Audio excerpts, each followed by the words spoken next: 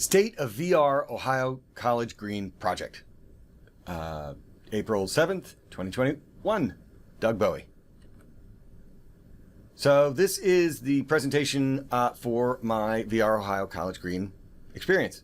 And what we're doing is we're creating a series of locations on College Green where I have recorded 360 video, and I'm creating an experience in Unity for Oculus Quest VR where the user can move around, at least in a limited platform, in these 360 video VR environments. There'll be some objects in each scene that they can interact with. There'll be kiosks and pictures and things like that that are interactive in nature that they'll be able to learn something. So the general audience here is between 12 and 18. 10, a potential student to OU would be kind of what we're looking at. But it could be for parents. It could be for, I guess, historians that are interested in the history of Ohio University, because some of this is historic. There's a little bit of history information that's kind of fun that goes with this. So that's kind of what we're looking at. So things that I have completed that are in this iteration, this version of the software. There's a new and improved Squirrel AI. I used, on our last iteration of this, the squirrel, there was a series of dots or waypoints that the squirrel would run randomly between the waypoints, and he would kind of lose his mind and spin over and flip around, and it was bad, and I was really annoyed with the whole thing, and eventually I just got mad and threw the whole thing away, started over. And that drew me to a better way to do it. And I went and watched a number of YouTube videos from a lot of great people that led me down this path of a state machine, which is a computer science language for an AI. How do I get it to do different things and be triggered to change from I'm running to I've stopped? Those are two different states, running and stopped. And how do I transition from one to the other, and why would I trigger and transition from one to the other? And, big fancy AIs might have 20 or 30 or 50 different states that they transition between for a number of good reasons. Usually they're outside stimuli reasons that you would transition, but they could be timer based or random based or something like that. And we'll talk a little more about that as I get into these different things that got implemented as part of the Squirrel AI. To do this, I used a tool called Bolt, which was a third-party company that recently got bought by Unity, the software that I use to create things in Oculus. And they took a different stance on how to code these kind of ideas. Normal Unity supports what's called C#. It's a flavor of C. It's, text-based, and you write all your code in that. And it's been around, C's been around since the 60s. C# is the iteration that works in Unity, and there's some tweaking for the C# to make it be cool and better for Unity. Bolt takes the idea that they don't want you to have to write code to do it. It's a visual idea. So at the end, you wind up with something that looks very much like a long flowchart. And each of the boxes on the flowchart does something. So as the flow of the program moves, you move from one box to the other. And oftentimes in Unity, that's per second. So per frame or per second, depending on how you have it set up. And different boxes will do different things. So one box might play an animation, and the other box might wait a random amount of time, and a third box might play a sound. And you'll see as I do the demo at the end, these very long flowcharts that are nested, right? The state table, the state machine, each one of the states will trigger one of these sub flowcharts, and as it flows through that, it may trigger out of the state we're in to a different state, which has its own flowchart that goes with it. So it's kind of a nested idea. Recursive might be a word we'd use as we move from state to state. Animation is attached to this in many cases, as a transition from running to walking is handled as we move from a walking state to a running state. We need everything to speed up, and the animation is taken care of as we do that kind of stuff. So these states get hooked in with animation transitions as well as it goes around. By doing it this way, I was able to more quickly, for me, because I'd never done any of this, understand what was going on. Now, this Bolt scripting system works really well. I've got one squirrel, so it's not a problem. It will not scale well if I tried to run 50 squirrels. It would not go well. This would not be the kind of thing that scales, but it's great for beginners. If I were to do it again, I would now that I understand what I'm looking at organizationally, I'd go back and write it in C# and it'd be considerably faster and more efficient. Not as many resources in the system and that kind of thing. That all being said, Bolt does a great job for new learners of Unity. Unity bought it, they brought it in, it's in the newest version of their Unity software, so it can be selected as a scripting option. Again, probably won't use it in the future because I know enough now to go off and be dangerous with C#. But for what it is with the squirrel, it's really great. It allowed me to code for things like no more random mesh movement. I can have it genuinely move in a random fashion. So you pick a direction and you tell it run for a second and a half and it goes that direction and stops. At that point, we can do other things. So we can pick a new direction and keep moving. We can choose to have an idle animation where it sort of sits and looks around. This begins to give the squirrel a much more lifelike feel and look and behavior as we go along. I also implemented something I call squirrel hunger value. So about every second, the hunger value, is incremented by 1. And when it reaches a set value of, I think, 20, the squirrel will get hungry and it will begin to look around, and there's a sphere around the squirrel where it will notice a nut.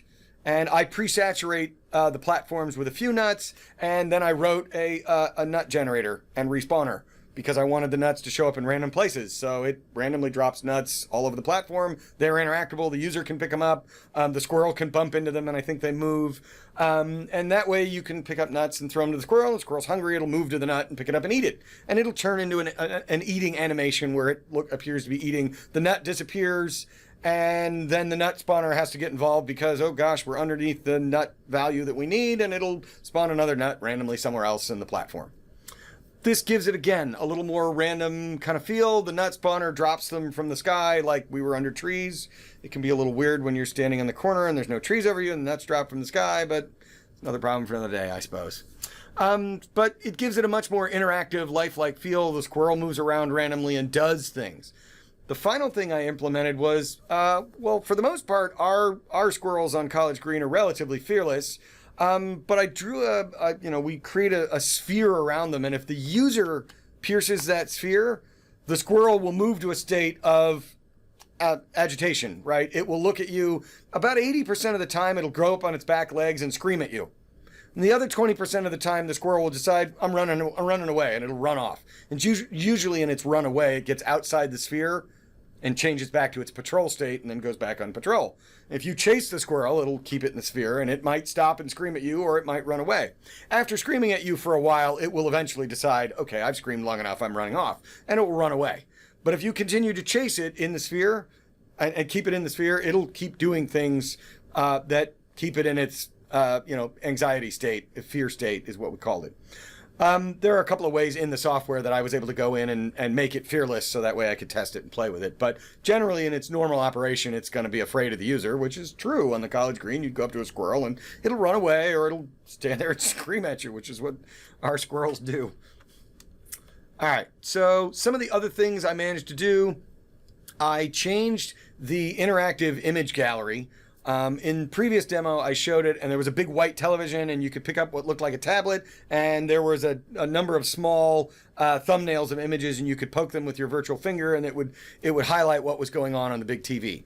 And while I really liked that, I didn't really like the big white television when you walked in. So I ripped apart the C# code and figured out how to add in my own code that would allow me to set a default image selectable by me per scene. And that way I could say, I want, we're on Cutler, we're looking at Cutler Hall. I want the starting image to be of Cutler. And so on a per scene basis, I could pick, I want this picture, I want that picture. The rest of it works the same way. You walk over, you pick up the tablet, you can, pick between the thumbnails and it'll show whatever it's supposed to show. But that way it kind of showed something to start with and wasn't a big white screen. It was very intimidating to look at a white screen. A lot of people I talked to were like, what am I supposed to do with this? So that kind of helped. When they looked down and they saw the thumbnail of the image that they were seeing up there, they realized they were supposed to poke it. So there needed to be a little more connectivity between what is this thing and what it does and the user. All right, the last one, which I sort of squeaked in at the last minute, I managed to get a browser-based kiosk. Now, it's a fancy way of saying I got a web browser inside the VR environment with the user. What this means is with a network connection for the the headset, we can bring in information that's not part of the software built in Unity. And that should allow, on a location-based basis, you can show different information. We could show information about Cutler while you're standing at Cutler Hall. We can show, standing in front of a Chubb. You can show information about Chubb. We could choose to show something different, right? We can, whatever the start page is, you can define that when you walk in, and you can have it show up. Right now, I think the default page is the ECT homepage, and you can go and use a Raycast pointer, which is a fancy way of saying a laser pointer, to click buttons on the web browser. There's a keyboard where you can type things in. The trade-off here is that it has to have a web connection to do anything. Without a web browser, without a Wi-Fi connection for the goggles, won't do anything. It's a reasonable trade-off in its context of being used. Often it has Wi-Fi, so that really shouldn't be a big deal. When there's no Wi-Fi, it tends to just be a black screen. So that is a downside. Haven't had a chance to pull the code apart on that one. I might be able to get it to show a static image or something, or a 404 error that just says, hey, there's nobody here, sorry. Haven't gotten that far with it yet. I squeaked this one in kind of at the last minute. It's pretty cool. It's got the ability, I think, to be very useful from I want to have dynamic content and not have to push stuff to the helmet every time. All right, so we will go on to demo time. Okay, so this is Unity. This is a development environment that I use to create all this stuff. And what we're looking at here on the top is the the environment that we'll see. You can see here on the left, we've got the viewpoint that the headset would have. And then we sort of have a free camera view where we can zoom around and look at things, and I can move the view so that we can see it right. You see the two green hands, and the camera shape thing is the camera. You can see my squirrel and my duck, and there's a couple of nuts sitting there on the table. We've got our kiosk and everything with the pad. Now at the bottom of this, you can see this state table. And this is the squirrel state table. I've selected the squirrel over here on the side. And you can see we have a state table. And normally the squirrel starts in patrol, where it sort of wanders around. But there's two transitions. One transition to stand and one transition back. It transitions to eat and back. And we can transition to danger and back. And by double clicking on that, we can see the beginning of a very long flow chart of what to do when it's in patrol mode. We start an event and we set some variables for, how many nuts should I see and things like that. We can also see on an event, an update event. So basically that's every frame as it goes along. And when I start this, we'll see little pulses that go down individual connections, and they'll slow down when we get to different places. And you can see here on our event check, we've got a set of variable, and we're going to pull in our danger check variable. And this is an if statement. And if it's true, we go one way, we go off to danger, right? I'm close enough that I talked about being inside the danger sphere, and it checks for that. Am I inside? Am I in danger? If not, we're going to go off here to this run once, and this is going to slow us down to half a second pulses. Frames tend to be somewhere between 30 to 60 frames a second, depends on your video hardware, and it's a little hard to tell. If it's under a lot of load, it may slow down, so we get some variability. So by putting in this timer, we know everything that comes out the right side will be every half a second, and we can do some things like that, and we can variabilize it with some of the random range. So let me start it here, and you'll notice the squirrel over here will move. Our web kiosk will pop into view, and we begin to see pulses going along, and we can see trues and falses as we go through it. And, the squirrel is checking for hunger, right? We have a hunger check where we can go off and check for hunger. And we've changed states. So what does that mean? Oh, we've gone into a danger state. That means my person is standing right here, and he's close enough that the squirrel has gone into a danger state. So we can double click on danger state, and we can see what's going on. So this one has a slightly different timer, where it waits a second and a half before it goes on to do other things. But eventually, you see the squirrel gets bored and it stops screaming at me and runs away.